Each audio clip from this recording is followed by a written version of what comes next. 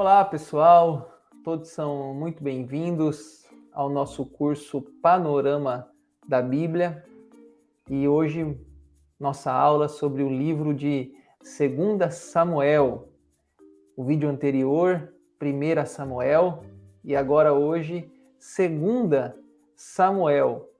Se você quiser aí assistir o vídeo anterior, antes de assistir esse vídeo, eu recomendo, porque o livro de 1 Samuel, 2 Samuel, 1 Reis e 2 Reis é uma continuação.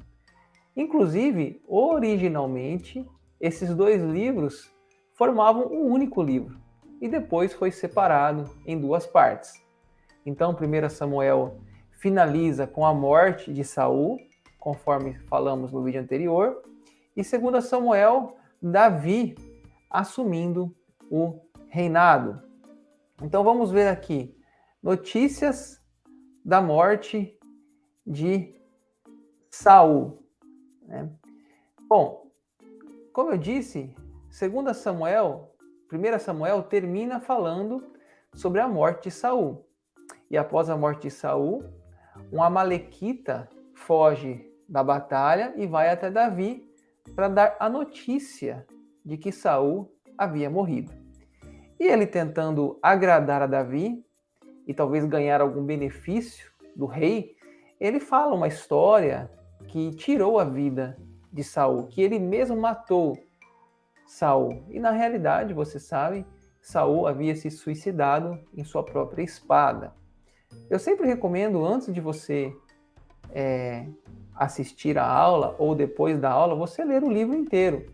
Porque aqui é só um resumo dos fatos, mas você pode conferir lá na sua Bíblia. Ao invés de Davi dar elogios e uma recompensa ao amalequita, Davi sentencia com a morte. Porque Davi, ele diz assim, lá em 2 Samuel, no comecinho do livro, capítulo 1, 14, como você matou o ungido do Senhor?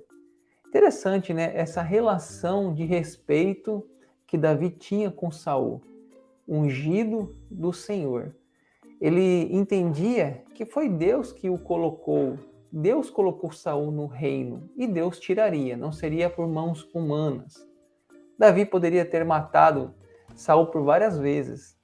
Você lembra daquela vez que Saul entrou numa caverna para aliviar o ventre? Você sabe que aliviar o ventre, né? Nós falamos aqui, brincando, é fazer o número 2.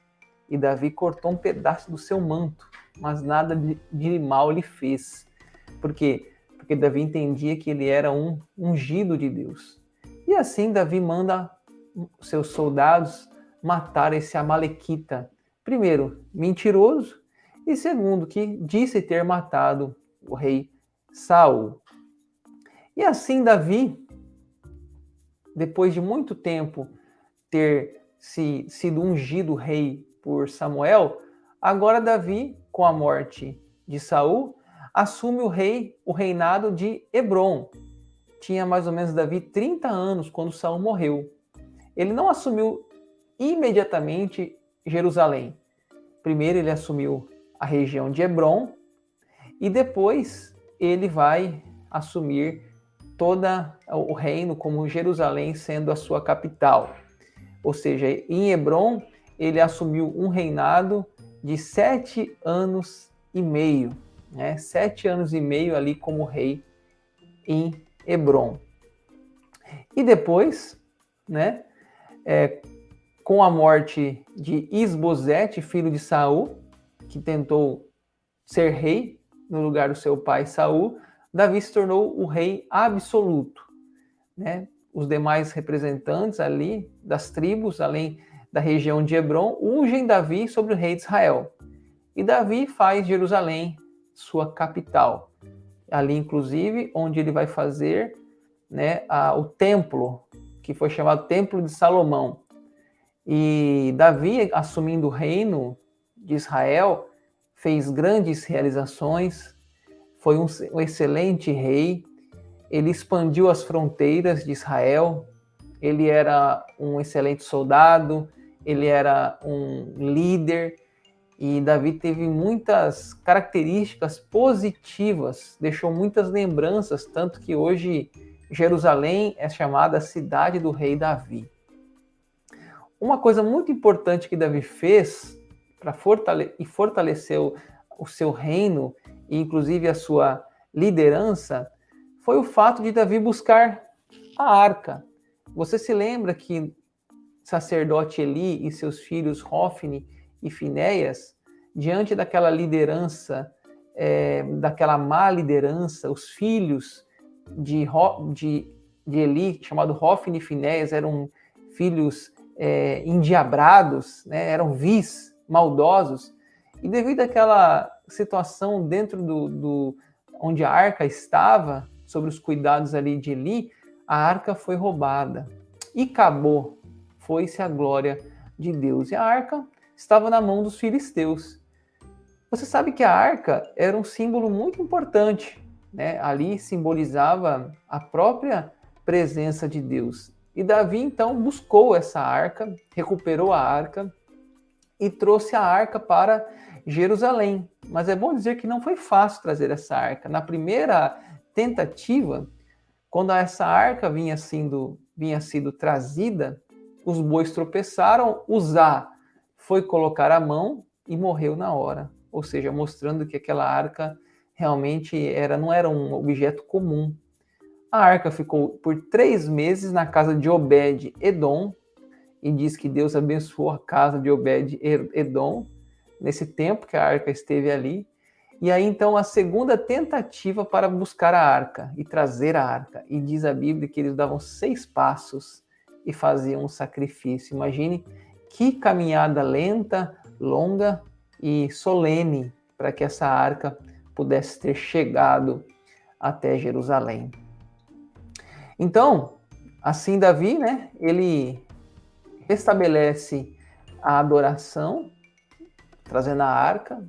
Davi era um rei, mas também tinha uma veia musical, convocou Israel à genuína adoração, e ele também deixa um legado de ter um sonho de construir uma casa para Deus.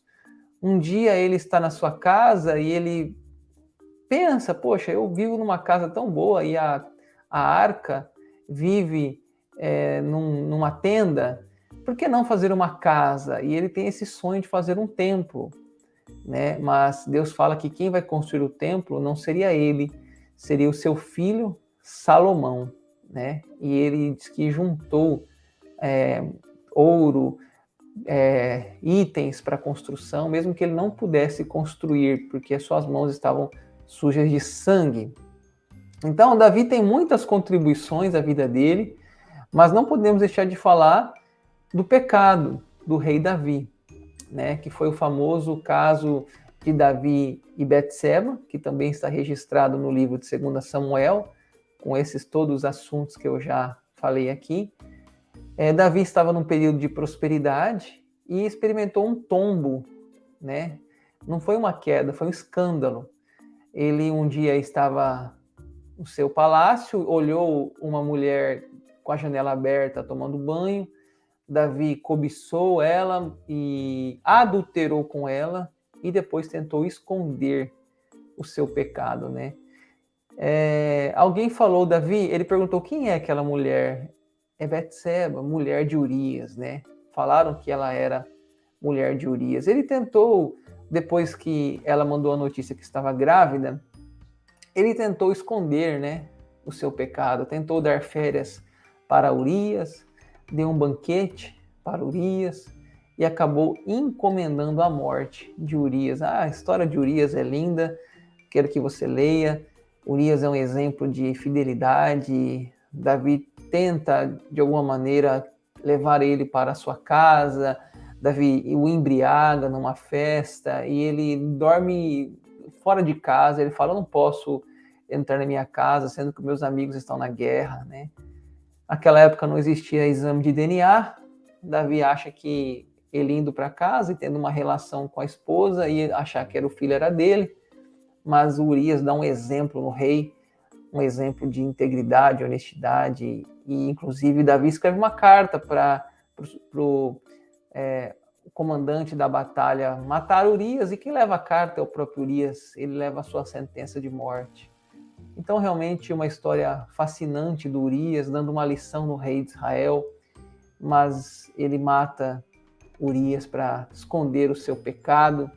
Tudo parecia perfeito, parece que não teria nenhuma prova as provas foram destruídas, mas 2 Samuel 11:27 fala: o que Davi fez foi mal aos olhos do Senhor, né? Ou seja, ninguém sabe, mas Deus sabe.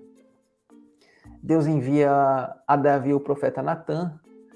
Natã conta uma parábola, e essa parábola fala que um homem tinha muitas ovelhas e tinha outro só tinha um, mas veio um viajante e pegou a ovelha daquele homem que só tinha uma.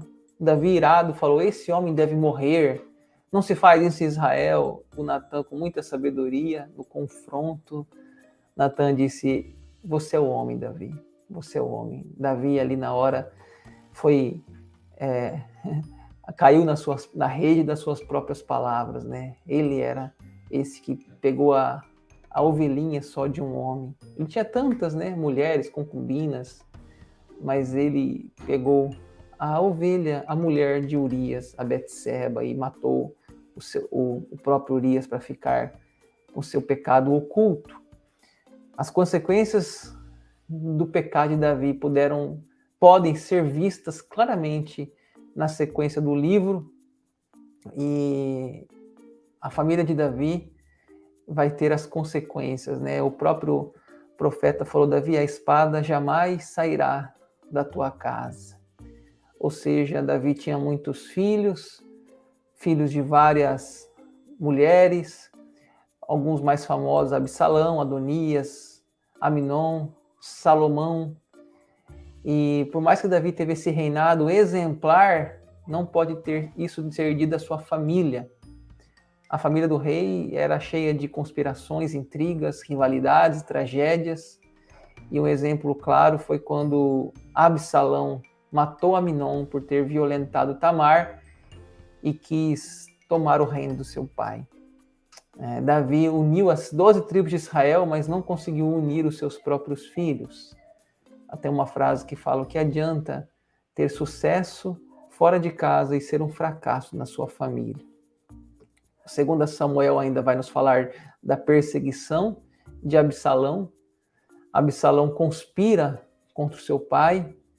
Absalão, diz a Bíblia, que as pessoas iam até o rei e ele, na frente do palácio ali, ele falava com as pessoas, tratava bem, tentava seduzir o coração das pessoas. E assim ele levanta um plano astuto de tomar o reino do seu pai. Davi foge de Jerusalém com alguns dos seus apoiadores, e assim Absalão assume o trono, né? Cumprindo aquele julgamento do profeta Natã do seu pecado com Urias e Betseba. Em uma das perseguições, uma guerra entre Davi e Absalão, o Absalão ele fica preso com sua cabeça num ramos de uma árvore, e ali suspenso no ar, Joabe mata Absalão. Morre o filho de Davi. Davi diz lá em 2 Samuel 18:33, meu filho Absalão, quem dera eu ter morrido no seu lugar. Ele sofre a morte do seu filho.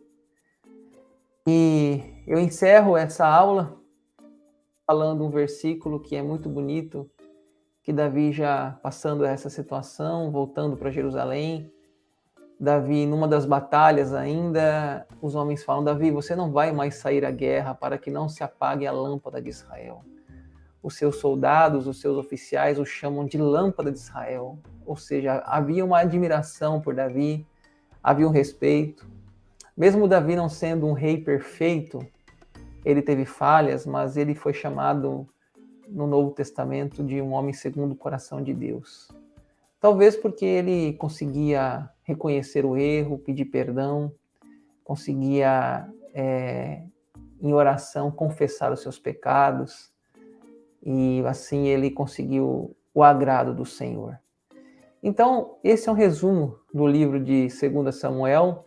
Espero que você leia essas histórias, que você entenda, né? Não basta ler a Bíblia, é preciso entender a Bíblia. e assim eu espero que esse conteúdo te ajude. Agradeço pela sua companhia, peço que você se inscreva no meu canal, deixe o seu comentário, a sua curtida e também o meu Instagram, @Pastor Daniel Dutra. Lá eu posto outros avisos e ideias para esse canal. Deus te abençoe na leitura da Bíblia, no estudo da Bíblia.